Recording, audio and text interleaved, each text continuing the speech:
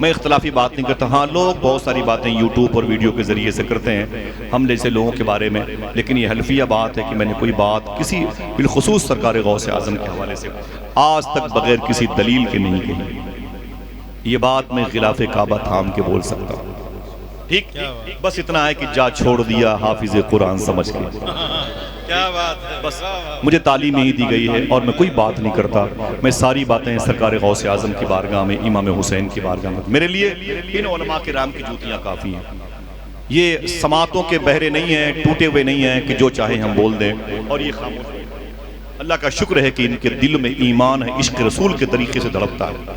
अपने हाथों उठा के बोले हक हुसैन मौला हुसैन, हक हुसैन मौला हुसैन। बस बैठ जाएं, थोड़ी सी बात सुने सरकार इमाम अली मकाम की। मेरे आका सल्लल्लाहु अलैहि वसल्लम ने दरवाजे पे दस्तक दी और फिर मखदूम कायनात और मौला अली ने दरवाज़ा खोला, हुजूर अंदर तशरीफ़ ले गए। ये बातें कुछ आपको याद रहेंगी? बोलो भाई। हम अंग्रेज़ों की दास्तानें अपने बच्चों को सुनाते हैं, बच्चे सोते नहीं हैं तो माएँ उन्हें परियों की दास्तानें सुनाती हैं। सूफी साहब कहते हैं अगर बच्चों को नींद ना आए तो माओं से कह दीजिए उन्हें हुजूर की बातें सुनाया करें, उन्हें हुजूर की कहानियाँ सुनाया करें, हुजूर के बदघर की बातें किया करें, उलमा इकराम की कुर्बानियों के वाक़यात बयान करें, इमाम पाक का जिक्र करें ताकि बच्चा नशो नुमा में गुजरे ना, वो आबो हवा इस्लामी हो। ज़रा मोहब्बत से कह दें या हुसैन। मेरे आका सल्लल्लाहु ताला अलैहि वसल्लम जब तशरीफ़ ले गए फरमाया फ़ातिमा बैठ जाओ, मखदूमा फ़ातिमा से फरमाया बैठ जाओ, वो बैठ गई। मेरे आका सल्लल्लाहु अलैहि वसल्लम ने अली से फरमाया अय अली एक गिलास पानी लेके आओ। क्या मंगवाया? एक गिलास पानी लेके आओ। मौला अली सरकार ने एक गिलास पानी लिया और हुजूर की बारगाह में आ गए। जब मेरे आका सल्लल्लाहु अलैहि वसल्लम की बारगाह में आए, हुजूर ने उस पानी को लिया। पानी लेने के बाद हुजूर ने उस पर कुछ दम किया और दम करने के बाद हुजूर ने उसे पिया, नोश फरमाया। और पीने के बाद हुजूर ने अपने चुल्लू में थोड़ा सा पानी लिया, लेने के बाद अपनी बेटी के मखदूमा फातिमा के चेहरे मुबारक की तरफ उछाल दिया, फिर थोड़ा सा पानी लिया और आपके हल्क शरीफ से नीचे आपके सदरे मुताहरो मुनव्वरो मुअज़्ज़म मोहतशम की तरफ आपने हुजूर ने छींटे मारे। फिर थोड़ा सा पानी लिया हुजूर ने और मौला अली के चेहरे की तरफ छींटा मारा। उसके बाद गिलास का पानी ख़त्म हो गया। हुजूर ने अपने दोनों हाथों को उठाया। देखना कितने लोग सुभान अल्लाह कहते हैं। मेरे आका ने एक जुमला कहा, अय मेरे मौला मेरी बेटी फ़ातिमा और अली की औलादों में बरकतें अता फरमाना। हुजूर का इंतकाल हुआ तो 1 लाख सहाबे किराम मौजूद थे। आले सिद्दीकी सिद्दीक अकबर की औलाद को, आले फारूकी फारूक आज़म की औलाद को, आले उस्मानी उस्मान गनी की औलाद को कहा जाता है। लेकिन खुदा की कसम आज गली कूचों में आप गुजर के देखें तो आपको बहुत कम इन सहाबे किराम की औलादें मैसर आएंगी। लेकिन हर 2, 4, 10 किलोमीटर किसी पर किसी न किसी सैयदजादे की मुबारक खानकाह ज़रूर मुस्कुराती हुई नजर आएगी। मेरे आका की दुआ की बरकत है। हुजूर उठ खड़े हुए और वापस आ गए। अभी 8 या 9 महीने हुए थे, 8 या 9 महीने हुए थे कि हुजूर सल्लल्लाहु अलैहि वसल्लम की बारगाह में मौला अली आए और आके बोले हुजूर मुबारक हो, मेरे घर में पहला बेटा पैदा हुआ। बोले मेरे घर में पहली बहार आई है। हुजूर फरमाते अली चुप रहो, मुझे क्या मुबारकबाद पेश करते हो, तुमसे पहले मैंने फजर की नमाज में देख लिया था 4000 फरिश्ते तेरे घर का तवाफ कर रहे थे और कह रहे थे ऐ अली व फातिमा मुबारक हो, तेरे घर की पहली बहार, जन्नती नौजवानों का सरदार इमाम हसन तेरे घर में आ गया। फरिश्तों ने मुबारकबादियाँ पेश की हैं। वो सरकार इमाम हसन की वरूद मसूद के बाद तकरीबन 7.5 या 8 महीने के बाद मखदूमा फातिमा की गोद में मौलाए कायनात के आंगन में, बोलिएगा जरा मोहब्बत से सुभान अल्लाह, वो आया है जिसे शहनशाह करबला कहते हैं, वो आया जिसे इमाम हुसैन कहते हैं, वो आया जिसे रूह करबला कहते हैं, वो आया जिसे अक्स फातिमा कहते हैं, जिसे दुनिया सैयदुस साबिरीन कहती है, जिसे दुनिया सैयदुस शाकिरीन कहती है, जिसे दुनिया इमाम हुसैन कहती है। आज पूरी दुनिया में आका करीम सल्लल्लाहु अलैहि वसल्लम के बाद सबसे ज्यादा बेइज़्निल्लाह अगर किसी का नाम लोग लेते हैं तो इमाम हुसैन का नाम लेते हैं। सरकार इमाम हुसैन रदी अल्लाह तआला अन्हु की पैदाइश हुई। जरा प्यार से कह दो सुभान अल्लाह। ऊंची बोले, ऊंची बोले। सरकार इमाम अली मकाम की पैदाइश मुबारक हुई है। मेरे आका सरकार इमाम हसन और इमाम हुसैन आहिस्ता आहिस्ता घुटनों के बल चलने लगे तो लोगों ने गौर से देखा तो किसी का चेहरा हुजूर जैसा था, किसी के कदम हुजूर जैसे थे। इन दोनों को मिला करके लोग कहते थे ये हम शक्ल मुस्तफ़ा हैं, ये हम शबीह मुस्तफ़ा हैं। ये सरकार इमाम अली मकाम के बड़े भाई इमाम हसन हैं। इनकी एक बहन थी जिनको सानिया ज़हरा कहा जाता है। इनके एक भाई थे जनाब मोहसिन, मदीने शरीफ में बक्की शरीफ में आराम कर रहे हैं। अलग अलग शहरों की कब्रस्तानों में ये नफूस कुदसिया मौजूद हैं। ये सरकार इमाम हुसैन की ज़ात मुबारक है। आपने 12 दिन तक पूरी तारीख़ करबला पढ़ी होगी और पूरी तारीख़ करबला सुनी होगी और पूरी तारीख़ करबला आपको अज़बर होगी। आपने ये भी सुना होगा कि वादी करबला में इमाम अली मकाम जब अपने 72-71 जानिसारों के साथ तशरीफ़ ले गए, 71 जानिसारों के साथ में, तो आपने वहाँ के लोगों से, वहाँ कोई मकान नहीं था, तारीख सुन लें आप, करबला में कोई ज़मीन नहीं थी, कोई मकान नहीं था, वहाँ पर कोई घर नहीं था, कोई आबादी नहीं थी। ज़मीन करबला से 2 किलोमीटर के फासले पर कबीले असवद नाम का एक ख़ानदान आबाद था। ये एरिया भी 3 हिस्सों में बटा हुआ था। इमाम हुसैन सरकार वहाँ गए, ज़मीन करबला पे तो ठहर गए और करीब में खड़े होकर एक शख्स से पूछा तेरा नाम, कहाँ का रहने वाला है? उसने कहा मैं ख़ानदान असवद का हूँ। तो इमाम हुसैन ने फरमाया इस ज़मीन को क्या कहते हैं? उसने कहा इस ज़मीन को तफ कहते हैं, वादिये तफ, तोफे वादिये। उसने कहा इस ज़मीन को वादिये तफ कहते हैं। इमाम हुसैन ने पूछा कि और इस ज़मीन को क्या कहते हैं? उसने कहा इसे वादिये नैनवा कहते हैं। इमाम हुसैन ने कहा और इन ज़मीनों को क्या कहते हैं? उसने कहा मुझे नहीं मालूम। फरमाया कबीले असवद के किसी बूढ़े आदमी को बुला के लाओ। जब एक बूढ़ा शख्स कबीले असवद का लाया गया, इमाम हुसैन ने पूछा इस ज़मीन को चचा क्या कहते हैं? उसने कहा इसे वादिये तफ कहते हैं। कहा इसे क्या कहते हैं? तो कहा इसे वादिये नैनवा कहते हैं। इमाम हुसैन ने कहा इस ज़मीन को क्या कहते हैं? उस बूढ़े ने कहा बेटे इस ज़मीन को करबला कहते हैं, इस जमीन को करबला कहते हैं। इमाम हुसैन सरकार ने इतना सुना तो जमीन पर उतर पड़े और आपने सजदे शुक्र अदा किया। इतना रोए कि आपकी दाढ़ी शरीफ भीग गई। तो आपके गुलामों ने कहा बाबा जान ऐ अमीर काफिला आप यहाँ रोते क्यों हैं इस बेआबो की आबादी में? आपने फरमाया था कि नहरवान की जंग के मौके पर हम अपने बाबा मौला अली के साथ इसी रास्ते से वापस हो रहे थे तो यहीं पर मेरे बाबा अली खड़े होकर फरमाया था रोते हुए ऐ मेरे मौला मेरे बेटे को सब्र देना, मेरे मौला मेरे बेटे को सब्र देना। और रोने लगे थे तो मैंने कहा बाबा जान आप रोते क्यों हैं इस जमीन को देख करके? तो मेरे बाप अली ने फरमाया था ऐ मेरे बेटे हुसैन इसी जमीन पर एक दिन तुझे 3 दिन तक भूखा प्यासा रख करके शहीद किया जाएगा। ये जमीन तेरी मख्तल है, तेरी मख्तल है, तेरी कत्लगाह है, तेरी शहादत गाह है, ये तेरी शहादत की जगह है। तो जनाब इमाम हुसैन कहते हैं मेरे बाबा मुझे इतना तो बता दो क्या मेरी शहादत अल्लाह की मर्जी से होगी? अल्लाह उसका रसूल राजी रहेगा? मौलाए कायनात फरमाते हैं अल्लाह भी राजी रहेगा, उसका रसूल भी राजी रहेगा। तो कहते मैं इस तन्हा यहाँ पे रहूंगा? फरमाते मौला नहीं, जब तू इस मैदान में इम्तिहान देने के लिए आएगा तो मदीने से तेरे नाना भी आएंगे, तेरी माँ भी आएगी, मैं अली भी रहूंगा, लेकिन इम्तिहान तुझे शुक्र के साथ देना है। सरकार इमाम अली मकाम ने उस ज़मीन पर खेमे गाड़े, उस ज़मीन पर खेले। 53 साल की उम्र शरीफ है। एक बात सुने और इसी में कहानी समेट दूंगा इंशाल्लाह। एक आपका पैदाइश किस शहर में हुई, इनकी माँ की शादी इमाम हुसैन के साथ कैसे हुई, एक बड़ी दास्तान है, कहानी समेटना भी है और गर्मी के मौसम में आपको दिक्कत भी शायद हो रही है, इसलिए माजरत चाहता हूँ। सुने आप, ये सरकार इमाम ज़ैनुल आबदीन के सगे भाई मौला अली अकबर हैं। मैदान करबला में इनका खेमा कहाँ था बता दूँ? चलेंगे करबला इंशाअल्लाह? हाँ तो उठा के बोले चलेंगे ना इंशाअल्लाह। उलमा इकराम के लिए दुआ करें इंशाअल्लाह, ठीक है, और अपने लिए भी चलेंगे ना इंशाअल्लाह। मैं आज जाऊँ 2 दिन के बाद मैं वहीं रहूँगा इंशाअल्लाह। मुझे आप याद आएंगे इंशाअल्लाह, आपकी मोहब्बतें याद आएंगी। सरकार मौला हुसैन का जहाँ खेमा है ना, उसी खेमे से पहले सबसे पहला खेमा गाहे अहले बैत पे मौला अब्बास का सबसे पहला खेमा ज़मीन करबला में सामने फ्रंट पर मौला अब्बास का है। उसके बगल में खेमा है जो आपकी माँ उम्मुल बनीन का है, जो मौलाए कायनात ने मखदूमा फातिमा के बाद दूसरी शादी फरमाई है, जिनके बेटे अब्बास अलमदार हैं, जिनकी बेटी मखदूमा खदीजा बिनते अली जो कूफा में आराम कर रही है। पहले फ्रंट पर खेमा है मौला अब्बास का, फिर तकरीबन 30 फीट का फासला तय करोगे वो खेमा है जिसे खेमे हुसैन कहते हैं। यही पर आका हुसैन ने अल्लाह से बातें की हैं, यही पर आका हुसैन ने सब्र की तालीम अपने नाना जान से सीखी है।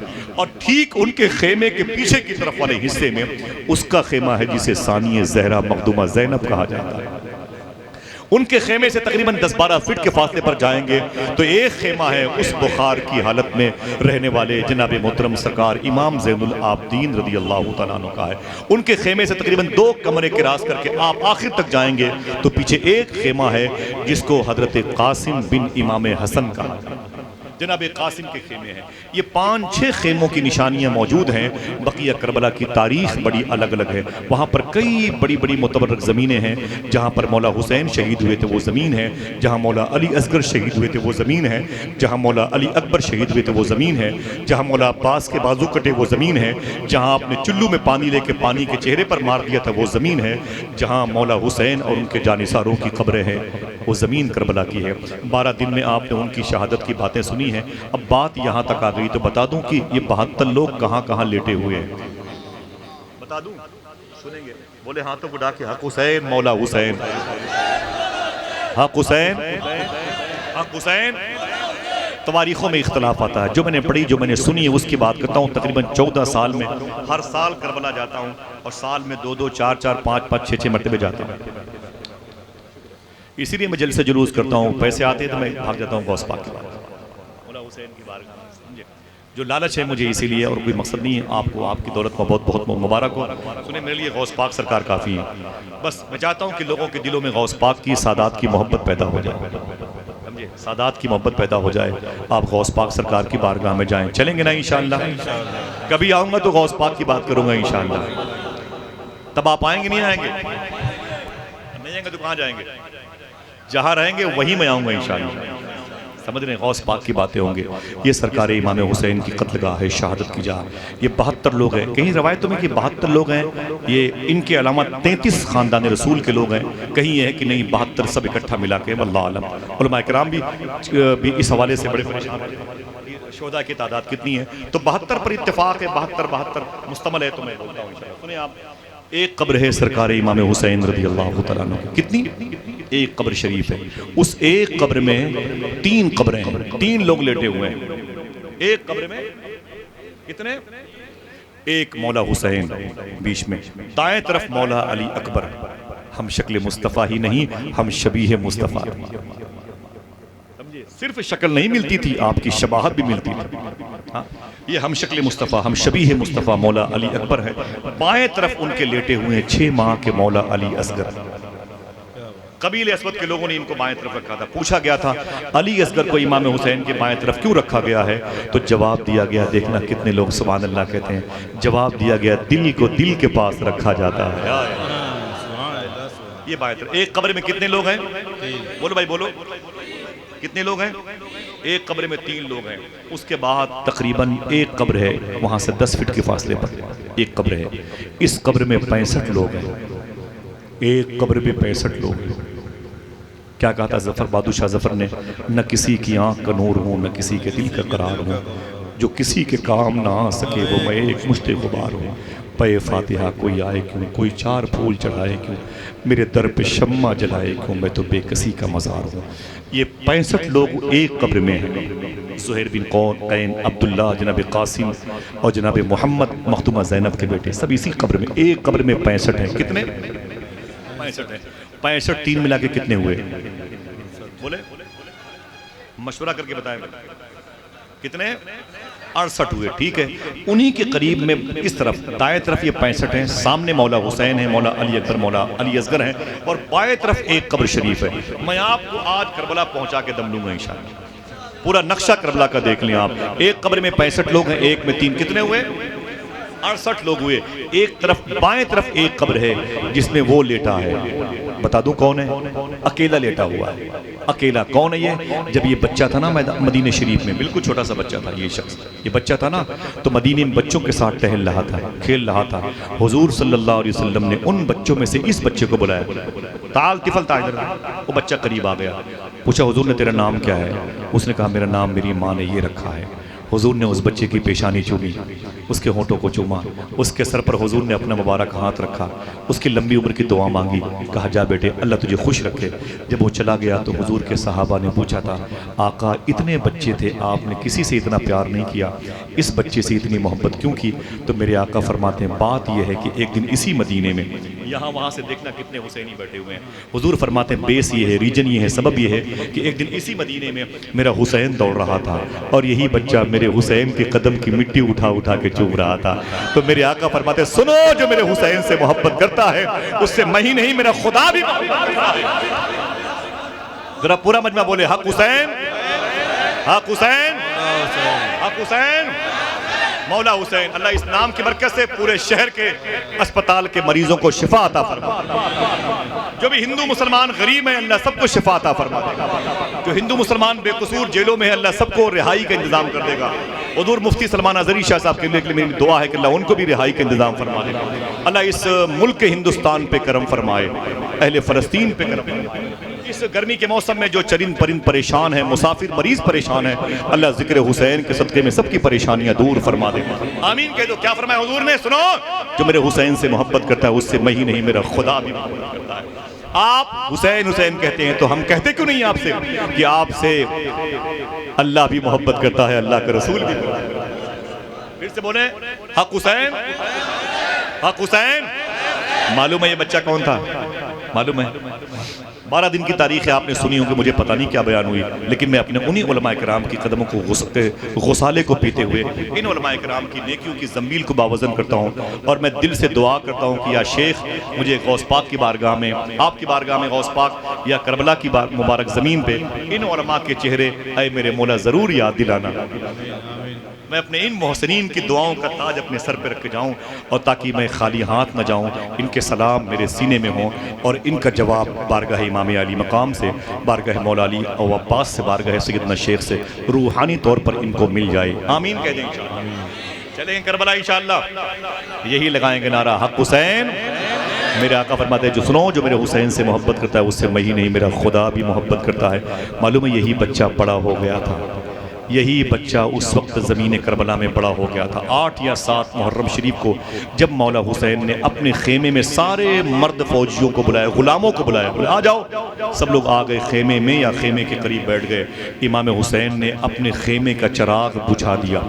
अगर मैं कह दूँ गुल कर दिया तो गुल लोग समझ नहीं पाएंगे, परेशानी है। इमाम हुसैन ने अपने कमरे का, खेमे का चिराग बुझा के फरमाया, ऐ मेरे जानिसारो, मेरे असहाब, जिसको जाना है चला जाए, अपनी औरतों को बेवा मत करो, अपने बच्चों को यतीम मत करो। सुनो यजीदी मेरे खून के प्यासे हैं, मेरी औरतें बेवा हो जाएं मुझे सब्र है, मेरे बच्चे यतीम हो जाएं, मेरे जिस्म के टुकड़े टुकड़े हो जाएं मुझे कबूल है, लेकिन तुम अपने बच्चों को अपने आशियाने मत उजाड़ो। जाओ, चले जाओ, चले जाओ, मैं मैदान महशर में तुम्हारी शिफात अपने नाना से कह के करवाऊंगा, आप परेशान ना हो, जाओ जाओ। उस वक्त यही बच्चा जवान हो गया, जवान नहीं कमर झुकी हुई थी, कमर खमीदा भी हो चुका था।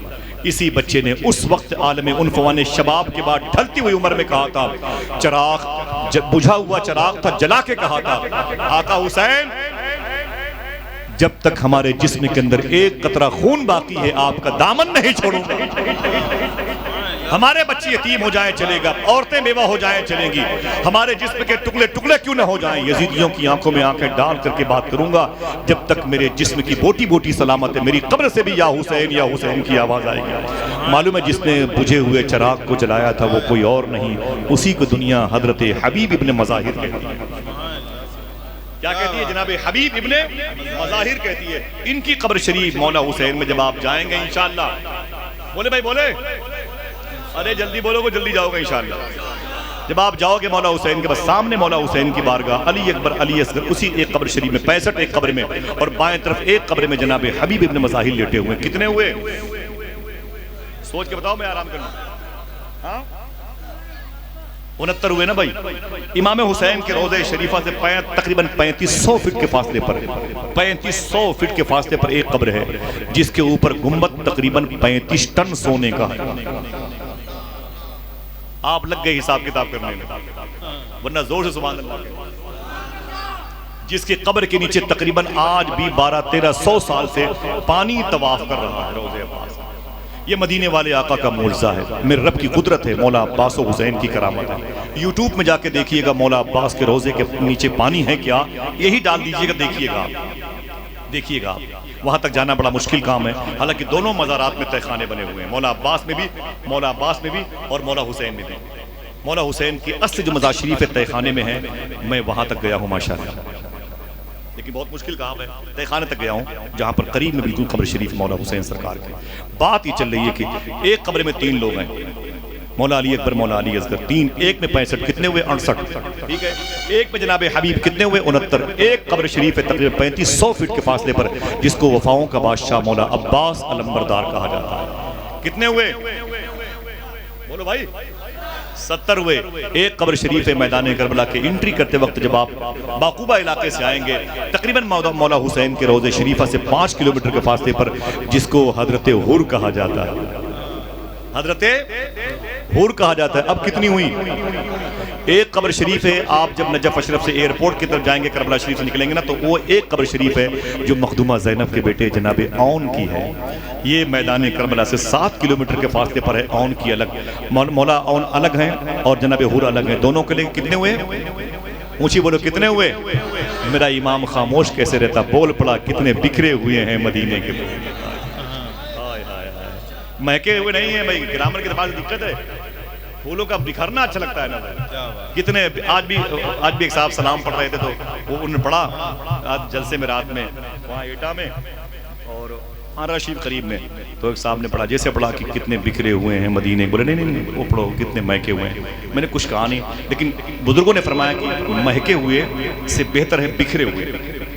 ये शायरी के लवाज़मात उसमें आता है। जरा मोहब्बत से बोलो, कितने बिखरे हुए हैं मदीने के फूल, करबला तेरी किस्मत पे। हाथों को उठा के बोलो, करबला तेरी किस्मत पे, करबला तेरी किस्मत पे। ये 72 वो नफूस कुस्सियाँ हैं जिन्हें मौला अली मौला हुसैन सरकार के साथ में रह करके अपनी जान का नजराना पेश किया है। एक वहाबी शख्स था जिसने दिल्ली में किताब छापी थी, इन उलमा कराम की पेशानी पर बला गए, तो उसने लिखा था, मैदान करबला में हुसैन अगर हक पर होते तो उनके लिए मदद आ गई होती, और अगर ताकत होती तो वो अपनी मदद का इस्तेमाल करते। अभी हाफिज सलमान साहब ने बताया था, एक जालिम ने कहा था कि 500 मुफ्तियान कराम ने, एक शख्स ने अपनी तकरीर में कहा था, सुलहकुल ज़हनियत का आदमी, 500 मुफ्तियान कराम ने इमाम हुसैन के कत्ल का फतवा दिया था। कैसे जालिम लोग हैं, इमाम हुसैन की शख्सियत को डैमेज करते हैं। जब फतवा आया तब यजीद ने यह कदम उठाया था, माज़अल्लाह रब्बिल आलमीन। ऐसा नहीं है, ये तो हक़ व सदाकत की जंग है, ज़्यादा डिटेल में जाना नहीं, बात ही ख़त्म हो गई, टाइम ज़्यादा हो गया है। लेकिन सुने आप मौला हुसैन रज़ी अल्लाह तआला अन्हु की ये मुबारक कुर्बानी, इसके बारे में अगर बदअक़ीदों का ये कहना है, अगर ताकत होती तो अपने नाना को बुला लेते, अगर ताकत होती तो फिर वो आवाज़ देते, तो फिर फातिह खैबर मौला अली आ जाते। अरे ये तो हुसैन है, हुसैन, उनके बेटों के बेटों के बेटों के बेटों का भी आलम है। बता दूं एक बात, आप खड़े होके बोलेंगे, सब नहीं भैया, कोई एक आदमी, जब उनके गदा भर देते हैं शाहाने ज़माना की झोली, मोहताज का जब ये आलम है। जालिम कहता है हुसैन के पास ताकत नहीं थी, वरना बुला लेता अपने नाना को, मुसीबतों में उसका नाना काम आता है, अपनी माँ फातिमा को बुलाता और अपने बाप अली को बुलाता। अरे जालिम, आवाज़ इको बंद करें भैया, बहुत अच्छा माइक है, बस आवाज़ इसकी बाहर मत जलाइएगा, किसी को तकलीफ ना हो सोने में, ठीक है। जरा फिर से बोले हाथों को उठा के, हक हुसैन। बोलता है हुसैन के पास ताकत नहीं थी, वरना वो बुला लेते मदीने से, बहुत दूर मदीना नहीं है, मदीने शरीफ का वहाँ का फासला मेरे सोच के मुताबिक तकरीबन 1500-1600 किलोमीटर का है, ठीक है। वहाँ से 1500-1600, अगर ताकत होती तो बुला लेते। आज मैं बताता हूँ ना कि लोगों ने कहाँ से कहाँ कितने लोगों को बुलाया। एक बड़े अजीम बुजुर्ग हैं, उनका नाम है शेख सुलेमान तौसवी। शेख सुलेमान तौसवी बड़े अजीम बुजुर्ग हैं। उनके एक मुरीद थे, वो गेसुओं की इस्लाह करते थे, वो नाई बरादरी के थे, वो बाल वगैरह साफ, लोगों के सर के बाल और मूंछों को बनाते थे। मालूम है, उनका एक बेटा था 2 साल का, वो गायब हो गया। 2 साल का बेटा गायब हो गया। पीर के पास आए, बोले हुजूर दुआ कर दे। शेख सुलेमान तौसी बड़े अजीम बुजुर्ग हैं, तौसा शरीफ करने वाले, साहिवाल तौसा लाहौर। फरमाया कि हुजूर दुआ कर दे, मेरा बेटा गायब है, 2 साल का, आ जाएगा। पीर साहब ने कहा परेशान मत हो, मैंने दुआ कर दी है, अल्लाह जब चाहेगा आ जाएगा। क्या अल्लाह, बोलो भाई बोलो, अल्लाह जब चाहेगा। ये थोड़ी मतलब अल्लाह जब चाहेगा तब बोलोगे, अल्लाह चाह रहा है कि आप बोलो अल्लाह जब चाहेगा आ जाएगा। 4 साल हो गए नहीं आया। किसी ने पूछा तेरा बेटा आया? बोले बेटा तो नहीं आया, लेकिन पीर साहब ने दुआ कर दी है और कह दिया है कि अल्लाह जब चाहेगा। 10 साल तक नहीं आया, परेशान। एक साहब ने कहा वो तेरा बेटा आया, बोले आया नहीं, लेकिन पीर साहब ने दुआ कर दी है अल्लाह जब चाहेगा, आ जाएगा। अल्लाह जब चाहेगा आ जाएगा। बोले अभी नहीं आया, लेकिन पीर साहब ने कहा आ जाएगा। 15 साल हो गए नहीं आया, 18 साल पूरे पूरे हो गए नहीं आया।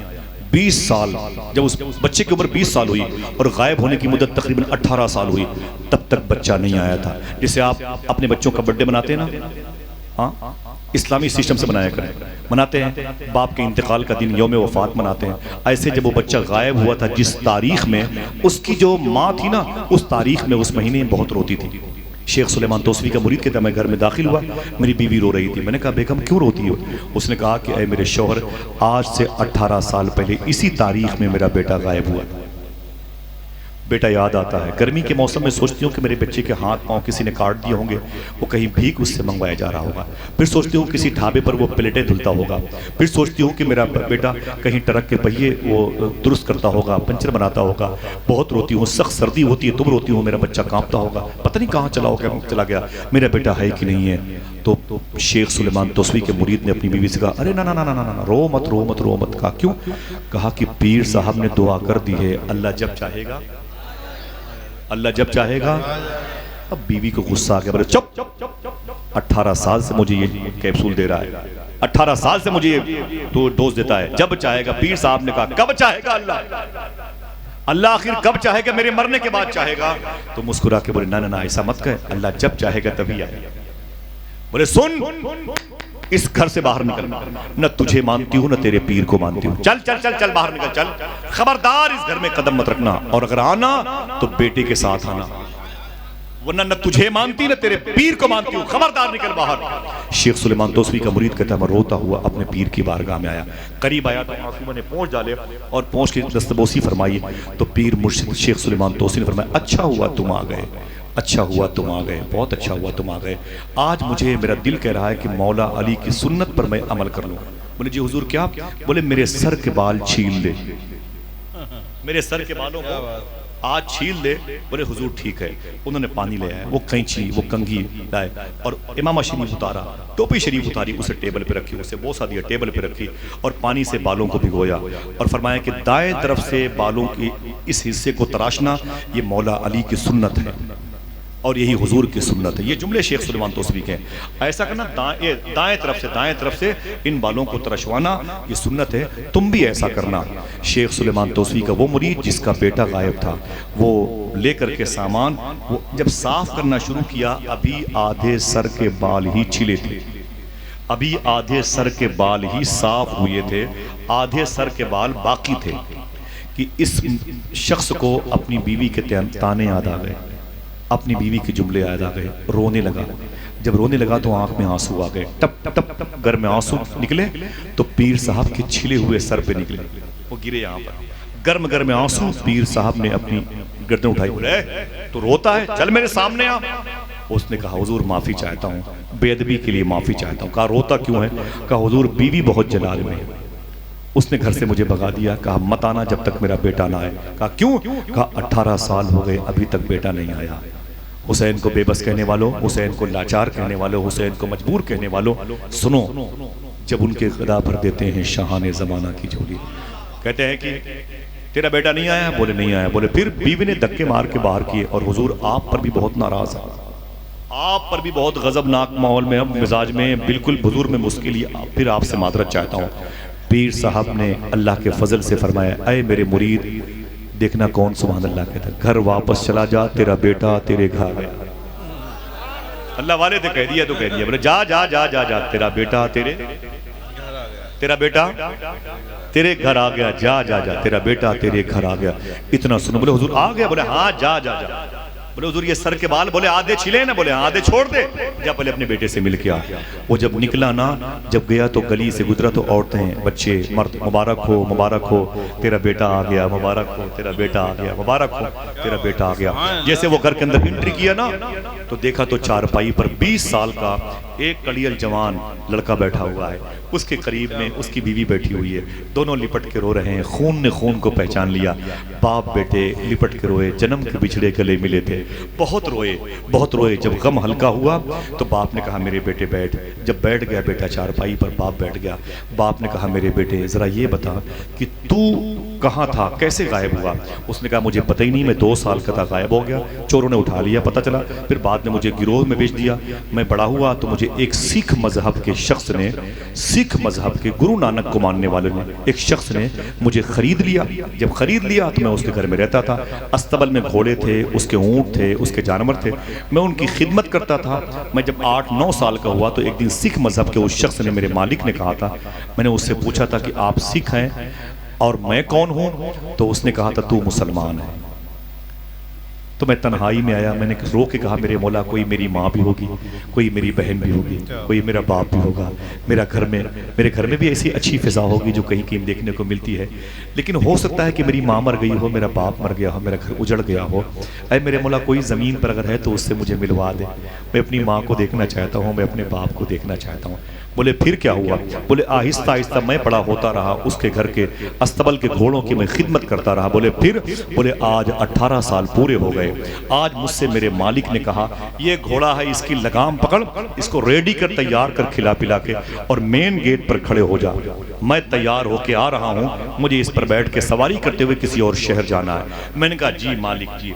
जैसे मैं घोड़े की लगाम पकड़ के और घोड़े को पकड़ते हुए मैं लाया ना, जैसे मेन दरवाजे पर लाया और खड़ा था कि मालिक आए तो इसके ऊपर सवारी करें, अचानक पता नहीं कहां से एक बुजुर्ग आ गए। आ सकते हैं कि नहीं? बोलो भाई आ सकते हैं कि नहीं?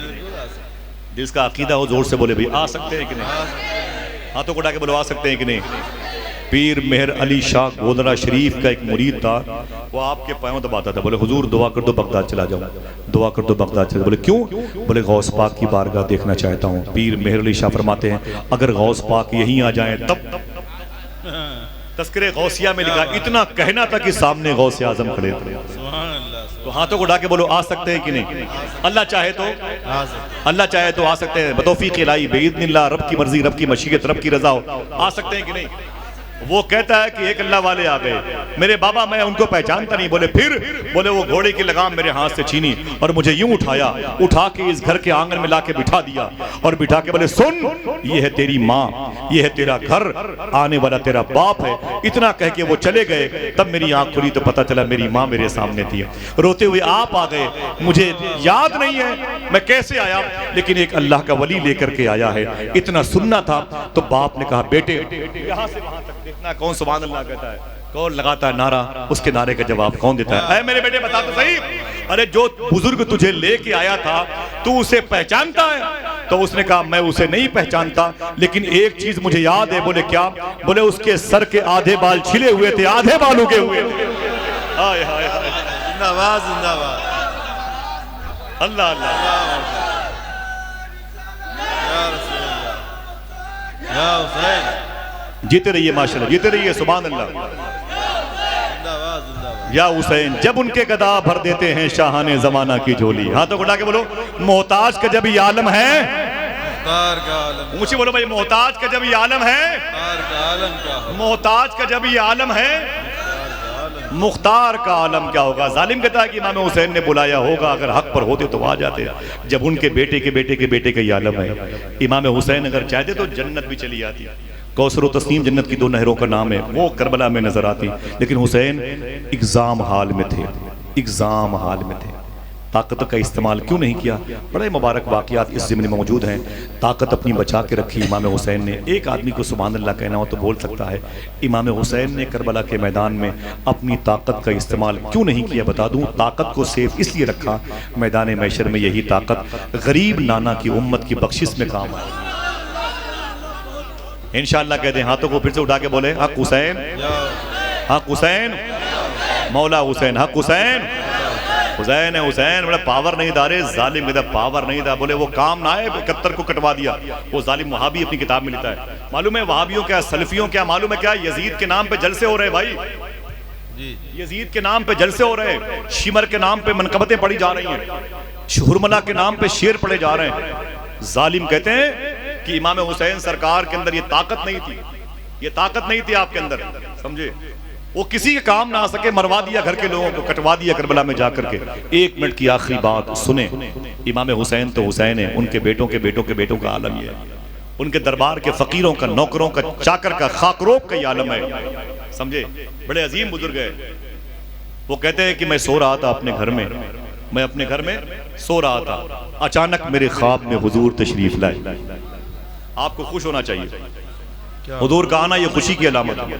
खुश हो जाओ ताकि आप पर भी करम हो जाएगा। वो कहते हैं अचानक मेरे ख्वाब में हुजूर तशरीफ लाए, और जब हुजूर मेरे ख्वाब में तशरीफ लाए ना तो मैं बड़ा खुश हुआ। हुजूर को देखा तो दुरूद पढ़ने लगा। हुजूर ने मुझसे क्या कहा, सुन एक काम कर। मैंने कहा जी हुजूर। मेरे आका फरमाते हैं कि तेरे घर के करीब में एक थाना है, कोतवाली है। मैंने कहा जी हुजूर। फरमाया उसमें एक कोतवाल है, वो तेरा मुरीद है। मैंने कहा जी हुजूर। तो हुजूर फरमाते हैं सुन, अभी अभी मुझसे अल्लाह ने कहा है, ऐ मेरे हबीब उससे कह दो, वो तेरा मुरीद है, तेरी उम्मत का फर्द है, उससे कह दो कि वो अपने मुरीद कोतवाल से जाके कह दे, एक मेरा नेक बंदा उसके कैद खाने में कैद है, खैरियत इसी में है कि उसको आज़ाद कर दे, खैरियत इसी में है कि उसको आज़ाद कर दे। बस हुजूर ने फरमाया, इनकी आंख खुली। जब आंख खुली तो ये भागे, सीधे थाने पे गए और कोतवाल से जाके बोले, कोतवाल साहब। फरमाया, देखा तो पीर साहब आए हुए हैं, तो कदम चूम के बोला, जी हुजूर क्या बात है। बताया होता तो मैं आपकी खानका आ जाता। फरमाया नहीं, जरा ये बता, इस नाम का कोई कैदी तेरे कैद खाने में है क्या। उसने कहा हुजूर है, लेकिन कैदी की शिकायतें बहुत हैं। बोले क्या।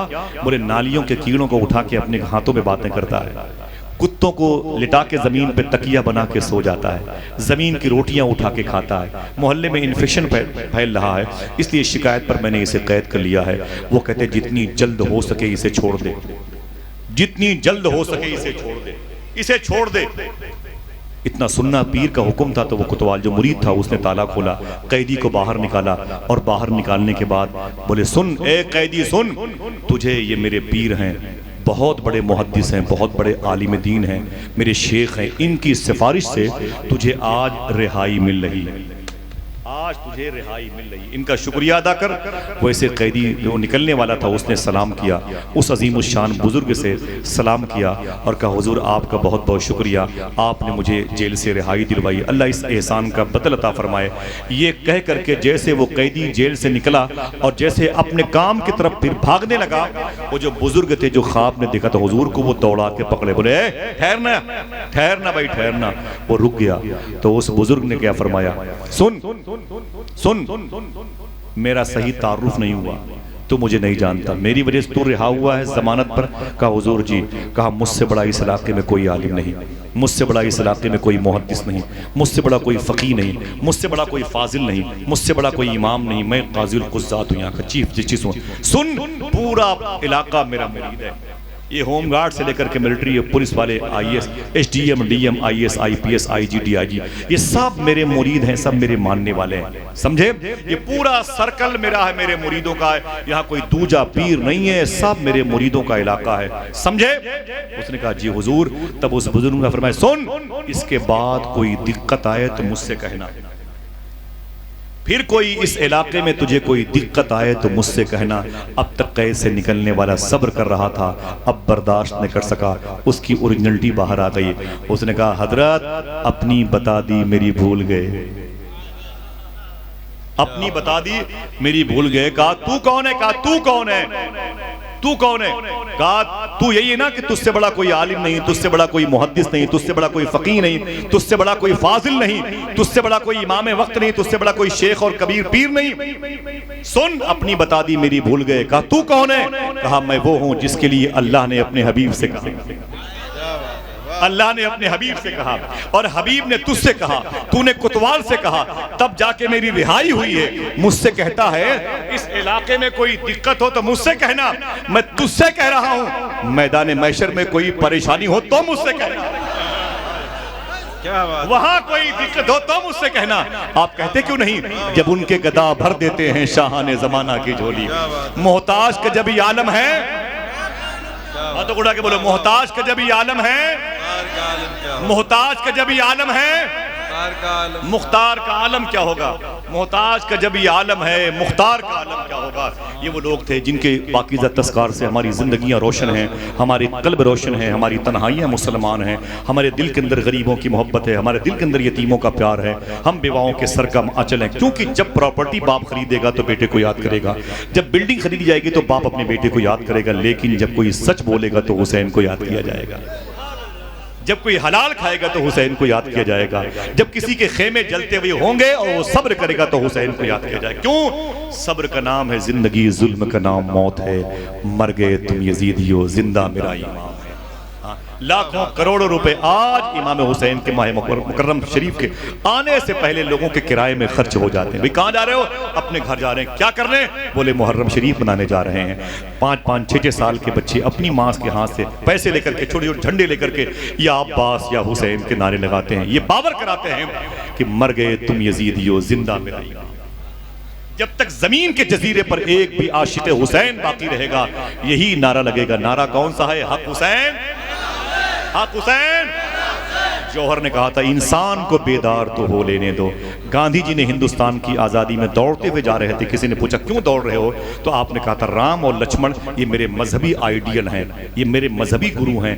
राम और लक्ष्मण, मैं हिंदू मजहब का हूँ, लेकिन अगर मैं इस अंग्रेज फौज को हिंदुस्तान से भगाने के लिए किसी की मदद चाहता हूँ तो इमाम हुसैन के 72 जानिसारों में से किसी एक की मदद चाहता हूँ। अल्लाह अल्लाह, वो हुसैन है यार। सच्चाई जहाँ होती है वहाँ हुसैन नजर आते हैं, जहाँ हलाल रिस्क की बारिश होती है वहाँ हुसैन नजर आते हैं, जहाँ जालिमों की आंखों में आंखें डालकर कोई बात करता है तो वहाँ हुसैन नजर आते हैं। जब तक ये जमीन का निज़ाम बाकी रहेगा, हक हुसैन या हुसैन के नारे लगते रहेंगे। जब तक ये बगैर पिलर का आसमान बाकी है, हुसैन का नाम लिया जाता रहेगा। क्योंकि इन्होंने एक आयत की 2 अलग अलग अहकामात पर एक ही वक्त में अमल करके बता दिया कि हम एक ही वक्त में इबादत भी करते हैं, कुर्बानी भी देते हैं। फसल्लि लिरब्बिका वनहर। शायर ने कहा था उम्मुल किताब सीने में बाहर हुसैन है, दोशे नबी है रेहल सी जिस पर हुसैन है, और सजदे में है तो शरह फसल्ले ले रब्बिका, गर्दन कटा के मानिए वनहर हुसैन है। इन मुबारक उलमाए किराम की मौजूदगी में मैं गुजारिश करता हूँ कि ज़िंदगी के किसी मोड़ पर कोई बात बताने में शरा के ख़िलाफ़ कोई बात मेरी ज़बान से निकली हो तो मैं इन मुअज़्ज़ज़ उलमाए किराम को तौबा करता हूँ और कलमा शरीफ पढ़ता हूँ, ला इलाहा इल्लल्लाहु मुहम्मदुर रसूलुल्लाह सल्लल्लाहु अलैहि वसल्लम। इजाज़त दीजिए 2 दिन के बाद जब मेरा सफ़र होगा करबला शरीफ का, मैं आप सबका सलाम नियाज़ इमाम हुसैन के बारे में पेश करूँगा इंशाअल्लाह। बोले इंशाअल्लाह। इजाजत है। एक आदमी दरमियान से खड़े होकर लगाए नारा, माशाअल्लाह। पूरा मजमा दोनों हाथों को डाले, सुभान अल्लाह। जीत रही है माशाअल्लाह। या हुसैन,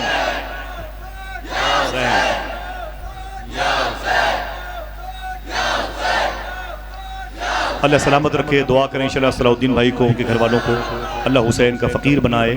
सलाउद्दीन भाई की ये पेशकश को, उलमाए किराम की शमूलियत को, नुक़बा किराम की बड़ी मुबारक आवाज़ पूरी दुनिया जिनके अशार को सुनती याद करती है, पढ़ती है। मैंने अपनी ज़िंदगी में जावेद सिद्दीकी साहब के बहुत सारे अशार पढ़े और जिनके किसी और के पढ़े वो भी इन्हीं की तरबियत का असर थे। अल्लाह का शुक्र मौजूद हैं, दुआ करें। और बड़ी खुशी की बात है कि इमाम हुसैन तो नहीं है, लेकिन आज इमाम हुसैन का एक बेटा पिलग्राम शरीफ से आया है। सुभान अल्लाह। उनकी ज़ियारत करेंगे, हाथों को उठा के बोले उनकी ज़ियारत करेंगे हाँ इंशाल्लाह। फिर किसी मौके पर वो अभी वक्त बहुत कम है, वक्त बहुत कम है। दिले सोज़ा पे जैसे दस्ते शबनम रख दिया देखो, अली के नाम ने जख्मों पे मरहम रख दिया देखो। तिलिस्मे शब मेरी आंखों का दुश्मन था तो मौला ने लहू में एक चरागे इसमें आज़म रख दिया देखो।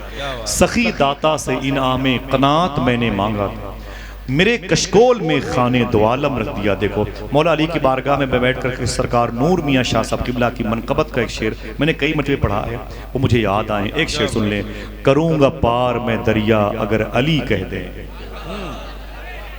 बहुत बहुत शुक्रिया आपका। करूँगा पार मैं दरिया अगर अली कह दें, बनेगा बीच में रास्ता अगर अली कह दें। हवाओं पर भी उन्हें अख्तियार हासिल है, चराग बुझ नहीं सकता अगर अली कह दें। क्या बात है, वाह वाह वाह वाह वाह वाह वाह। हासिल है, हवाओं पर भी उन्हें इख्तियार हासिल है, चराग बुझ नहीं सकता अगर अली कह दें। सरकार नूर मियाँ शाह साहब किबला इतने बड़े हुसैनी हैं, उनके वालिद का इंतकाल कल की शब हुआ था। 18 साल पहले काजीपुर शरीफ में सरकार नूर मियाँ के अब्बू का विसाल हुआ था 11 मुहर्रम शरीफ को, मालूम है। और 3 दिन पहले उनके वालिद की गद्दी के साहिब सज्जादा सरकार अजीजुल हसन मियाँ शाह साहब किबला का मेरे बड़े अजीम शान शेख थे, मेरे सरप्रस्त रूहानी तौर पर उनका मदीने शरीफ में इंतकाल हुआ। पहला सफ़र किया और जैसे मखदूम कायनात की मज़ार शरीफ पर गए, रूह निकल गई। सरकार अजीज मियाँ अभी कल मिट्टी हुई है बकी शरीफ में, उम्र भर की बेकरारी को करारा ही गया। आप फरमाते हैं कि करूंगा पार मैं दरिया, बड़े नात के बड़े शायर हैं। एक शेर मैं अपने भाई की तरफ पढ़ता हूँ, उनकी नात का शेर पढ़ता हूँ जो गालिब की ज़मीन में है। कहते हैं जब नबी के इश्क की शमएं फिरोज़ां हो गई, आंधियां फानूस बन के खुद निगहबां हो गई। जब नबी के इश्क की शमए फिरोज़ा हो गई, आंधियां फानूस बन के खुद निगहबा हो गई, और वो गदा देने लगा है बादशाहों को ज़कात, मेहरबान जिस पर मेरे आका की गलियां हो गई। वो गदा देने लगा है बादशाहों को ज़कात, मेहरबान जिस पर मेरे आका की गलियां हो गई। और ऐ बहारे तैबा क्या उसके मुकद्दर का जवाब, जिसके शानों पर तेरी जुल्फे परेशा हो गई। ऐ बहारे तैबा क्या उसके मुकद्दर का जवाब, जिसके शानों पर तेरी जुल्फें परेशान हो गई। बहुत बहुत शुक्रिया दोस्तों, फिर किसी मौके पर मुलाकात होगी। मेरे उर्स से सरकार फजल रहमा के तमाम तर मोहसिनीन बैठे हुए हैं, और मैं फिर किसी मौके पर इंशाल्लाह भाई सैफ रज़ा से आप खूबसूरत नाते मनक़बत समाप्त कीजिएगा इंशाल्लाह। और बैठे रहिएगा, भाई सलमान साहब मौजूद हैं और सैफ रज़ा साहब, और हुजूर इमाम हुसैन का शहजादा आने वाला है। फिर से बोले हक हुसैन, हक हुसैन। अल्लाह आपको सलामत रखे।